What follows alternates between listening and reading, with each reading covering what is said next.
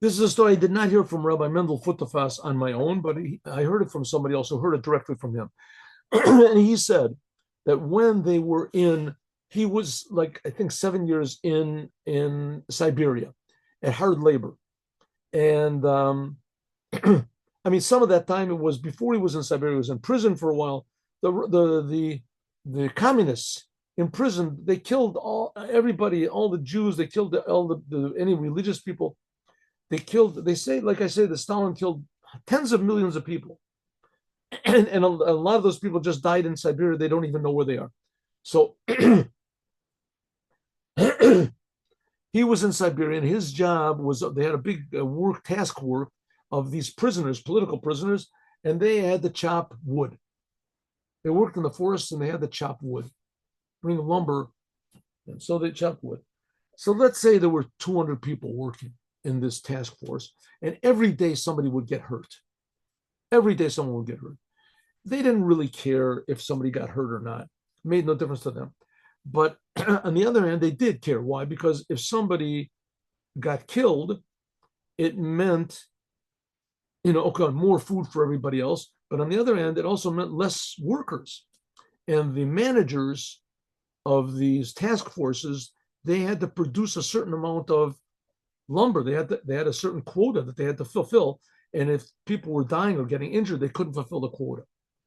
And so Reb Mendel always asked for permission not to work on Shabbat. Not to work on Shabbat.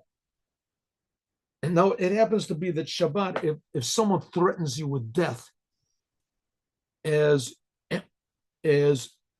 or do sins, you're supposed to do the sins. Except for 3 sins. There's only 3 sins that if you're forced to do on punishment of death, you should accept death and not do them. And one of them is not Shabbat. If someone puts a gun to a Jew's head and says, worship this idol, or I'll kill you, or do a forbidden sexual thing, or I'll kill you, or kill somebody else, or I'll kill you, as you're supposed to say, kill me, I'm not going to do it. I'm not going to do it. An innocent person. Anyway, but Shabbat, if God forbid a non-Jew puts a gun to your head, or anybody says, either you light this fire on Shabbat or I'll kill you, so you have to light the fire. So Mendel was forced to work on Shabbat. Of course, he did the minimum, whatever he could, and he always tried to be like an advisor or something like that, but it was inevitable. He had to work on Shabbat. So he begged for that, and they wouldn't give him permission not to work on Shabbat. So one day he went up to the manager, the foreman, and he said, listen, every day people are getting injured. Every day people are getting hurt. I want to give a suggestion. Every day after work, you should gather everyone together and everyone should make suggestions. How to prevent injuries, how to prevent accidents. And then maybe we can learn something and we can really put an end to all the accidents. So the manager said, okay, that seems like a good idea. And that's what they did. They all got together. And sure enough, some people said, listen, every time you're knocking a tree down, you have to yell out. Every time you have to have only 2 people in a group. And they have to be assigned and everybody watches everybody else. Whatever suggestions they did, but it completely stopped the injuries. There were no injuries anymore.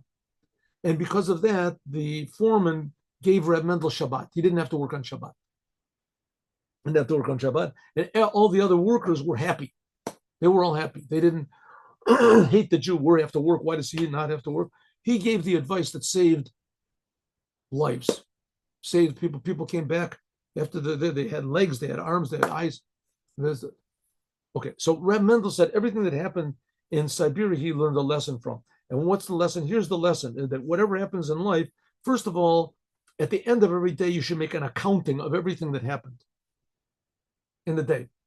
You got mad, you lost your temper, maybe you were a little bit lazy, maybe you were a little bit, said a little few things you shouldn't have said, maybe you're a little bit gossipy, maybe this, maybe you stole something, maybe a little bit, maybe this.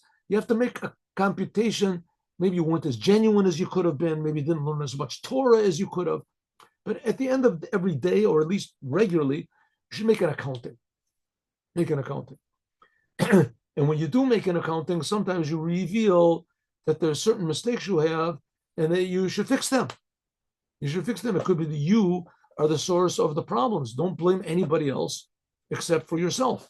And certainly don't let things go as they are. They have to be improved. But the way they're improved is by making an accounting of things. Use your mind before your heart. Have a good day with Mashiach now. And God willing, I'll do the Var Malchut, the Yom Yom later. Thank you for coming.